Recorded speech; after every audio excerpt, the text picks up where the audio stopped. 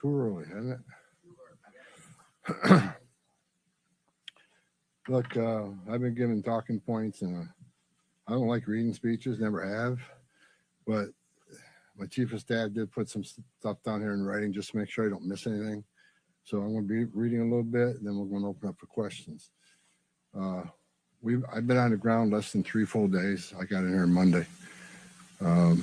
President of the United States called me Monday morning and asked me to deploy here. Got here Monday evening, and I'm staying till the problem's gone. But we've made a lot of progress in the last 3 days. Marcos Charles, he's running ICE operations here. There you go. Rodney Scott, Commissioner of Customs and Border Protection, standing here beside me. Good morning, I'm Tom Homan, on the board of Zar for President Trump. I'm here on behalf of the President, along with U.S. Commissioner of U.S. Customs and Border Protection, Rodney Scott, and Marcos Charles, who's leading the enforcement effort here right now. I've been on the ground since Monday to regain law and order in the city beloved by many and work together to remove threats from the community. During the past administration, we'll all remember more than 10 million illegal aliens entered this nation. Many were national security threats, public safety threats. We can't remember over 2 million known gotaways. 2 million people who paid more to get away. Why? That's just scared the hell out of everybody. President Trump promised American people, including the residents of Minnesota, that he would work to ensure our communities are safe. And with that, this administration is absolutely focused on identifying removal aliens that pose a public safety threat and national security threats. And the numbers prove it. The data proves it. In the past few days, I've met with Governor Walz, Attorney General Ellison, Mayor Fry, numerous police chiefs and sheriffs, and I have more to meet. I'll also be continuing the dialogue with business and religious leaders in partnership in Minnesota, your community leaders. I'll be meeting with them too, because I want to hear what they have to say. In my meetings with folks so far, and most importantly, the governor and the AG, the Mayor Fry, we didn't agree on everything. I didn't expect to agree on anything. I've heard many people want to know why we're talking to people who they don't consider friends in administration. Bottom line is you can't fix problems if you don't have discussions. I didn't come to Minnesota for photo ops or headlines. You haven't seen me. I came here to seek solutions, and that's what we're going to do. And we've come a long way, and we got some good wins for the people of Minnesota, I think, and for the administration and for the safety security of this city. One thing we did agree on, though, everybody I talked to agreed on, was that community safety is paramount. One thing we all agreed on was U.S. Immigration Customs Enforcement is a legitimate law enforcement agency that has a duty to enforce the laws enacted by Congress and keep this community safe.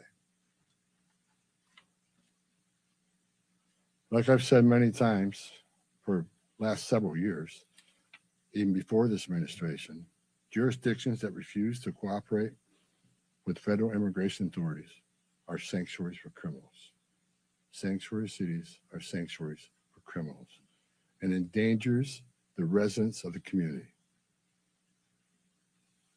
To be clear, we did not agree with Minnesota state and local officials that they would be involved in immigration enforcement. I didn't ask them to be immigration officers. I'm asking them to be cops working with the cops to help us take criminal aliens off the street. What we did agree upon is not to release public safety arrests back in the community, and they could be lawfully transferred to ICE. I'll speak more about that. I will highlight that the Minnesota State Prison System under the Department of Corrections have been honoring ICE detainers. And we appreciate that important collaboration, and we're going to expand upon that. That decision has made Minnesota safer, not only for residents of Minnesota, but the men and women law enforcement. Not just ICE, all law enforcement. Rather than arresting the same public safety threat, significant public safety threat over and over again, they agree to work with us to identify those people and remove them. I'm also pleased to announce I had a very good meeting with Attorney General Ellison, and he has clarified for me that county jails may notify ICE of the release dates of criminal public safety risks so ICE can take custody of them upon the release from the jail. And let me tell you why that's important. I know people are a lot concerned about the manpower has been set in law enforcement manpower. Look, I've said this many times before. I've said it for the last several years. Give us access to the illegal alien public safety threat and the safety and security of a jail. It's common sense. It's safer for the community, it's safer for the agent, and it's safer for the alien. Because anything can happen on a street arrest. It just makes common sense. And for the people that argue, well, we're a welcoming community because we want victims and witnesses of crime that are here illegally to feel safe to come to police without fear they're working with ICE, we're not going to talk to the victim and witness of crime. There's no problem there. They should feel safe to come to police and ask for help. All we want is to talk to the person that local and state law enforcement authorities locked in a jail cell. They chose to lock this person up. That's who we want to talk to, the public safety threat. So that argument is that protects victim witnesses of crime. It's a bunch of crap. Victims and witnesses of crime don't want the bad guy back in their neighborhood either. So great progress with the Attorney General and local sheriffs. And one thing, when we have these agreements, it takes less law enforcement agents to do the job. One agent can arrest one bad guy in the safety and security of a jail where he's behind the wire. We know we don't have weapons. But when you normally release that public safety threat, illegal alien back in the community, we have a job to do.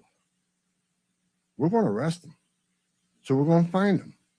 And what happens is now we got to arrest somebody on his turf. We have access to who knows what weapons. Now we got to send the whole team out. Cover the back door, cover the front door, officer safety reasons. Then because of the hateful rhetoric and the attacks on ICE officers, now we got to send a security team behind the arrest team. So what could have been done with one person in a safety and security jail, now we got 15, 16 people out there doing it. I know that causes stress in the community. So if we get these agreements in place, that means less agents on the street. More agents in the jail means less agents in the street.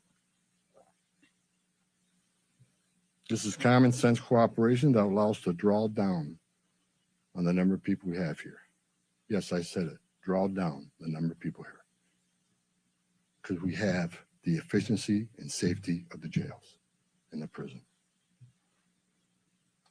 Matter of fact, I have staff from CBP and from ICE working on a draw-down plan. What does that look like based on the cooperation? What does that look like based on how many targets we have left to find? In my meetings with Governor Walz, AG Ellison, and Mayor Fry, as well as state and local law enforcement, again, I appreciate they all acknowledge that we do have federal immigration laws in this country that have been passed by Congress, and that ICE is in fact a legitimate law enforcement agency charged with enforcing those laws. We're not making this up, folks. ICE is enforcing laws enacted by Congress. They're a federal statute.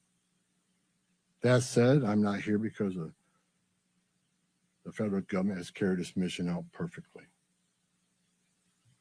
First thing I said to senior staff when I walked in here is what I told you earlier. I didn't come here looking for photo ops or headlines. I come here looking for solutions. I do not want to hear that everything's been done here has been perfect. Nothing's ever perfect, and anything can be improved on. And what we've been working on is making this operation safer, more efficient, by the book. The mission is going to improve because of the changes we're making internally. No agency or organization is perfect. President Trump and I, along with others in the administration, have recognized that certain improvements could and should be made. That's exactly what I'm doing here. As such, in meetings I've had with federal law enforcement managers, including ICE and CBP and other federal partners, as well as state and local officials, I have conveyed the President's expectations with regard to federal immigration enforcement efforts. We will conduct targeted enforcement operations. Targeted. What we've done for decades. When we hit the streets, we know exactly who we're looking for. Good idea where we may find them. You have a criminal history. You have their immigration history. A lot of information about this person that we get from numerous databases out there. Targeted, strategic enforcement operations. That's traditionally been the case, and that's where we're going. That's what we're going to continue to do and improve upon that. With a prioritization on public safety threats. I want to be clear. I don't read a lot of social media. I don't read a lot of media. I don't believe half what I see. We are not surrendering the President's mission on immigration enforcement. Let's make that clear. Prioritization of criminal aliens doesn't mean that we forget about everybody else. That's just simply ridiculous. But when you have a criminal standing here and a non-criminal standing there, that criminal always should be targeted for because he's a significant concern to the safety and security of the community. By and large, for decades, ICE and CBP have carried out their duties with integrity, professionalism, and compassion. That remains the expectation of President Trump, and I will hold our agents and officers to that standard. I'm almost done, and Tom can be Tom. As far as the agitators, that said, I want to reiterate and make very clear.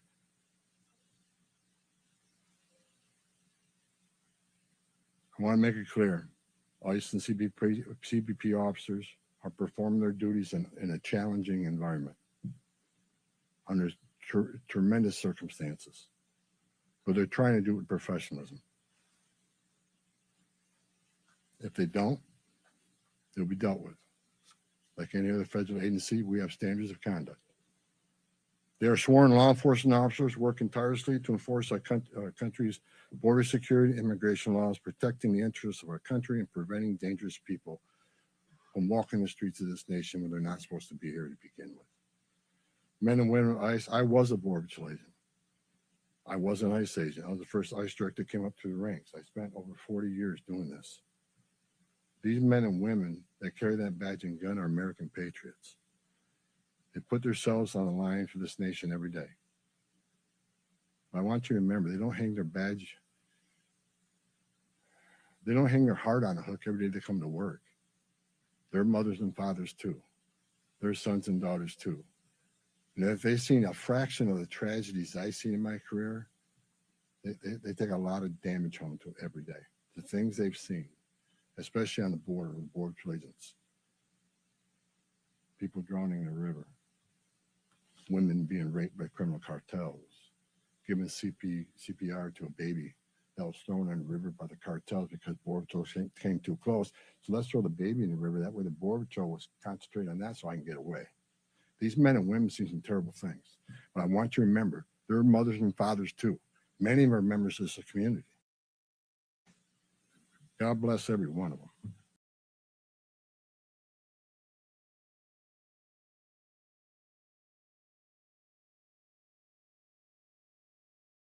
The rhetoric, the hateful rhetoric that has caused an increase in assaults, that has caused, because of that, have to send security teams out with arrest teams, which surge the city with additional resources because of the rhetoric, because of the threats, because of the assaults. Again, with the agreements we've achieved and following through the agreements, with the rhetoric dropping down, that allows us to pull more agents out once we feel the environment safer.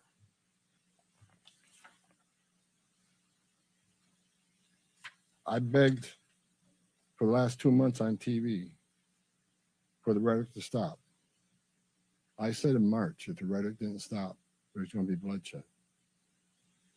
And there has been. I wish I wasn't right. I don't want to see anybody die. Not officers, not members of the community, and not the targets of our operations. For the people out there that don't like what ICE is doing, if you want certain laws reformed, then take it up with Congress. Again, ICE is making this up. They're enforcing laws enacted by Congress and signed by the president. The same laws have been on the books for the last 6 presidents I worked for. I started with President Reagan and ending with President Trump. Every administration, we enforce the same laws. If you don't like what ICE is doing, instead of protesting this building, go protest Congress. Tell me what changes. If you have your First Amendment rights, I support that. You have the right to protest. I'm just asking you to keep it peaceful. But threatening law enforcement officers, engaging in impeding and obstruction and assault is never okay. And there will be zero tolerance. You interfere, impede, assault ICE officers, you will be arrested. Like I said a bit earlier in my meetings with Governor Walton Ellison and Frey, as well as state and local law enforcement, I appreciate they acknowledge this, that public safety should be paramount.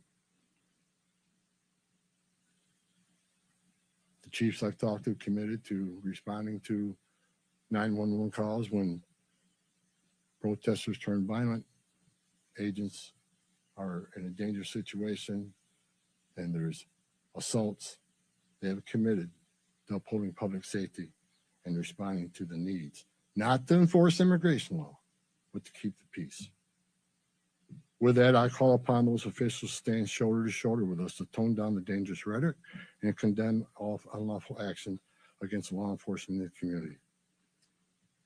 There are many ways your voice can be heard, express your feelings, and affect change in the country without crossing that line. Political and other disagreements in this realm should not be at the expense of public safety or the safety of our federal law enforcement officers. In closing, I want to thank the state and local officials here in Minnesota that I met with and the many I'm going to meet with. We've had meaningful dialogue. And look, again, we didn't agree on everything, but we agreed on the things I just talked about. There's much more we can do. And I'm going to continue this dialogue. I got many more community leaders to talk to. I got many more sheriffs to meet. President Trump wants this fixed, and I'm going to fix it with your help. I want to thank President Trump for his unwavering commitment to public safety and prosperity of every American. Under the President's leadership, we have the most secure border in the history of this nation, which means less women are being raped, less children are dying crossing that border, less fentanyl is getting in this country to kill Americans, less known suspected terrorists are crossing that country. And we don't have 2 million unknown gotaways. We don't know who the hell they are. A secure border, we have stronger national security. A secure border saves lives. When 96% less people come in, how many women aren't being successfully by members of the cartel? How many people aren't dying making that journey? How many Americans aren't dying of fentanyl overdoses? How many women and children aren't being sex trafficked in this nation? The data proves it. Anybody can find that data. So God bless this great nation. God bless Minnesota. We can do better. And I think the local and state leaders meeting with me, we made some significant gains, significant coordination and cooperation, and you're going to see some massive changes occurring here in this city. Thank you. Can you clarify what the rules of engagement are? Hold on, right here. Thank you so much. Mr. Homan, Giovanna Delorto with the Associated Press. Based on how you have described these changes in the mission, can you be more specific about the objectives of Operation Metro Surge? If what you have described changes the parameters for interior enforcement only in Minnesota or also in Maine and other places? And finally, when will you consider that those objectives will be achieved and this operation will end? Is it in terms of agents on the ground, in terms of who you are targeting for arrests? The withdrawal of law enforcement resources here is dependent upon cooperation. Like I said, one agent arresting one bad guy in jail means less agents on the street. We have some agreements. We got more to talk about how we're going to implement those agreements. But as we see that cooperation happen, then the redeployment will happen. Look, target enforcement operations should happen across the nation. That's what we've done for decades. And with target enforcement operations, I've done many of them. It just makes it safer for everybody. When we know exactly what we're looking for, what is his criminal history, what is his immigration history, where's he live, is he in an apartment complex versus a house, has he got a known record for having weapons, it's safer for everybody. Then we know what type of resources we need to go. And, you know, it just makes this operation cleaner, more efficient, and it's proven less violence when we know exactly what we're getting into and we can take the necessary precautions to keep everybody safe. You know, some of the operations that I've been involved in, we know there's children in the house based on surveillance. So we know you got to be a little bit different when you go in the house because there's going to be children present. So target enforcement operations, the way we've always done it, I think we got away from a little bit. And we're going to make sure we do target enforcement operations. And look, and I will say it again, you know, we are not surrendering our mission at all. We're just doing it smarter.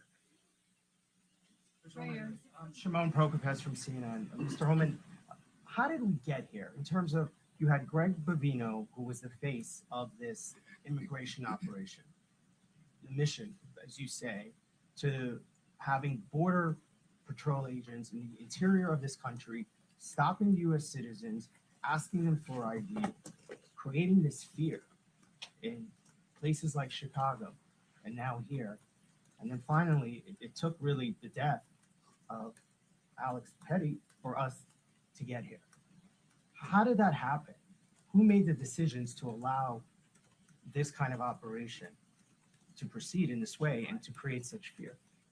Well, look, the Border Patrol, last 4 years under Joe Biden, we have an open border where 10, 12,000 people a day are coming across the border.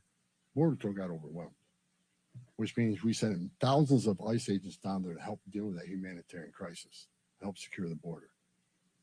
Now we have millions of people released in this nation, many unvetted. Now we got to find them.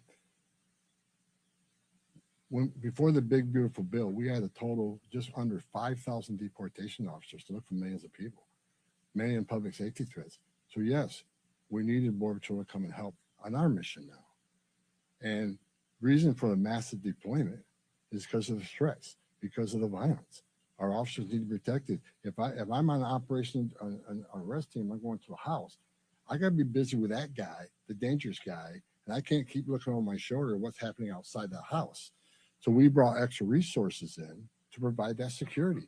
And as I said, as we drill down on these great agreements we got and this great understanding we have means less. So we can draw down those resources.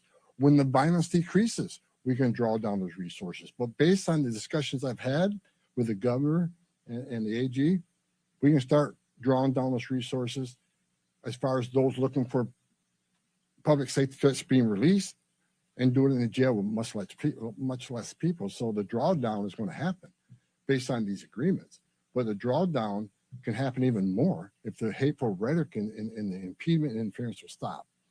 So Border Patrol, I was a Border Patrol agent. These men and women are patriots. God bless them. They're here to help us. And the drawdown will come soon, depending on when this actually, I see this in play. But the agreements to have alone is going to cause a significant drawdown. So you're going to see a drawdown. Just on a personal, Go ahead, Ben. you've been doing this Ben, for go 40 ahead. years. Just a Tom Homan. follow-up. Ben, go ahead. First off, Ben Burkbaum, Real America's Voice News.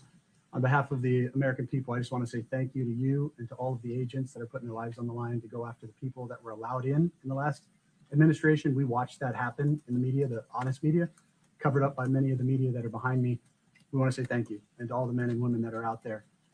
Can you talk to us about what's being done with the leadership on these signal chats, on these WhatsApp chats that are organizing the attacks against you, the obstruction against you?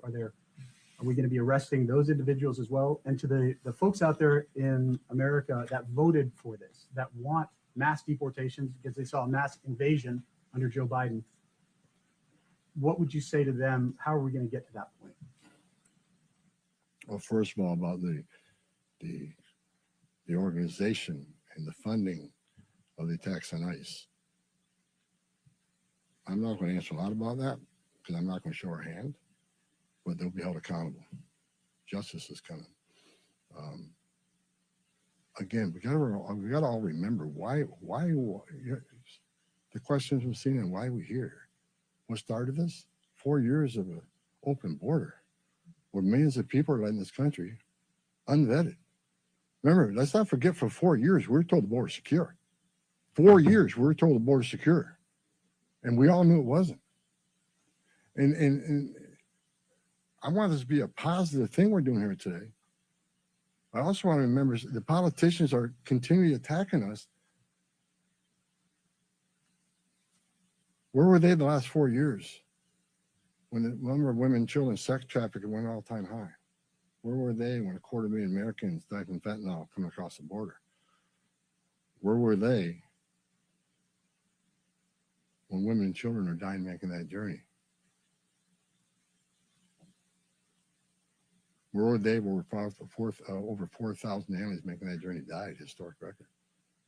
Where were they? Not a word. Now we're just trying to respond to what happened the last 4 years and keeping this country safe. And we're arresting a lot of public safety threats, take them off the streets, which make this country safer. President Trump promised to make this country safe again, and that's what we're doing. But my 2.5 days up here, we made a lot of progress. I think everybody agrees on the criminal and public safety threats. They agree it's much safer and easier to arrest an alien in a facility than send a whole team out in the field that's going to draw anger, because now we got to send a bunch of people to do something that could have been done by 1 or 2 people. And I've said this for years. I have no ill will to anybody in Minnesota. All the people I talk to, we're never going to agree on everything. We have different philosophies and different opinions on immigration, but we all agree this is a way to go to reduce safety, reduce crime, reduce crime and increase safety for our operations. More people in the jail means less people on the street. It's simple math. Lana Zach, CBS News. Everybody I've spoken with agrees that if somebody has a violent criminal history and is a fugitive, they don't want them as their neighbor. But when you're talking about a targeted operation, and are you talking about targeting people whose crime is coming to this country, or is it a more specific definition now? All operations will be targeted, but the prioritization are going to be criminal aliens, public safety threats, and national security threats. I've met with Marcos and his staff. We got a lot of them. We got a lot of them to keep us busy. So that would be our focus. So that is enough that's what, there is not going to be a focus on people who have no other crimes except for their status. If you're in the country illegally, you're never off the table. But prioritization doesn't mean you forget about everybody. So let me say this. If the message we send is you can enter this country illegally, it's a crime. Don't worry about it. You can have your due process, show up in court, not show up in court, get ordered removed. Don't worry about it. Unless you commit a serious crime, you're good to go. If that's the message we send to the world, you're never going to fix this problem. The most vulnerable people in the world will make that dangerous journey like they did under the Joe Biden administration. Over 4,000 aliens died making that journey. And again, a significant increase in sex trafficking, because when they did that and opened those borders up saying, we're not going to detain you, we're going to give you free health care, We're going to fly you to the city of your choice, put you in a free hotel room, give you 3 meals a day, and give you work authorization. We're just going to bring you in. And when they did that, they sent a message to the whole world, you can come and do this. And what happened? They overwhelmed the men and women of the Border Patrol, where many days 70% of agents were pulled off that line. 70%. You don't think the criminal cars had a field day with that? They created gaps for the cartels, do their activity. And that's why you've seen the rise in fentanyl overdose. That's why you saw the rise in sex trafficking. The 2 million plus known gotaways, why did they pay more to get away? Why didn't they pay less? Turn yourself in, get released within 24 hours. You get a free airline ticket to the city of your choice. We're going to give you a free hotel room, and we'll give you free food and free medical care. And you'll get work authorization in 6 months. Why did 2 million people choose to pay more not to take advantage of that giveaway program? They didn't want to be vetted. They didn't want to be fingerprinted. That scares the hell out of me. And it does still. The Trump administration with ICE and Secretary Noem and Marco Rubio and the intelligence community, Tulsi Gabbard, we're all working together to try to identify who these people are. And we've already found many of them. But it's hard work to do. But there are national security threats walking this nation because of the last administration. And they are one of our main priorities too. Thank you. Can you please be specific about how many ICE and how many Border Patrol agents are currently operating in the state? I think we're near 3,000. There's been some rotations. Another thing I witnessed when I came here, I'll share this with you. I met with a lot of people, a lot of the agents. They've been in theater. Some of these people have been in theater for 8 months. So there's going to be rotations of personnel. Hopefully less now that we have some agreements, maybe we can make it more efficient and safe. But they've been in theater a long time. And so, there's rotations happen all the time to get people out here and go home, get some rest and see their families. Day after day, can't eat in restaurants, day after day, having people spit on you, blow whistles at you, day after day, having all these threats at you, day after day, having people trying to interfere with you, day after day. They're human. So, we've got to rotate these people, and we've already rotated some. But my main focus now is drawdown based upon the great conversations I've had with your state and local leaders. Again, I'm not a fool. I'm not walking away without seeing this put in place. But I take the word of the people I met with. I think they're honest. I think they're good brokers, that they want public safety protected. And they also want what's happening in the city to go away. And that's my goal. Last question in the back. Mueller Newsmax. The new video of Alex Preddy is now circulating. Your reaction to that, and do you think law enforcement could have played a role if, like, let's say Minneapolis police were able to respond to that? Have those top law enforcement officials said they'll help or do anything to help these agents who are out here? I'm not going to comment on any of these shootings. I said from day one, I said on any of these shootings, as a career law enforcement officer, we'll let the investigation roll out, let the investigation play out, and let it go where it goes. I'm not going to come out and make any comments that I think is right, wrong. Do I have an opinion? Yeah, my personal opinion, but I'm not going to share that with you. I'm going to tell you, let the investigation play out and see where it goes. But again, the president, one of the words he said to me when I came up here, he said he didn't want to see anybody die. The less interference, the less rhetoric, the less, there's just, I have buried Border Patrol agents and I buried ICE agents throughout my career. And the saddest thing I ever done is hold hand a folded flag to a wife or a child. I don't want to see anybody die, even the people we're looking for. I don't want to see anybody die. And despite what people think of Tom Homan, I say a prayer every night that everybody goes home safe. This isn't good.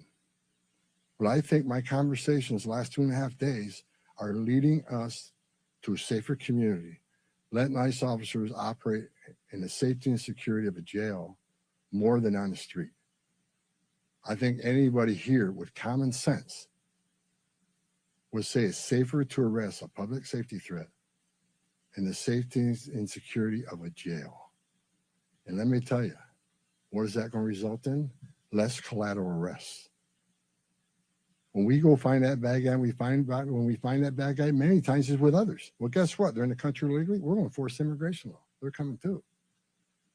You want less collateral arrest? Let's in the jail. But we're going to enforce immigration law. For the people to say we're here to surrender our authority and the mission of enforcing immigration law, you are wrong. We're going to do target enforcement operations, and we're going to prioritize the public safety threats and national security threats. That is what we're here to do. Sir, no more, Okay. no more questions, but no more questions, guys. Thank you.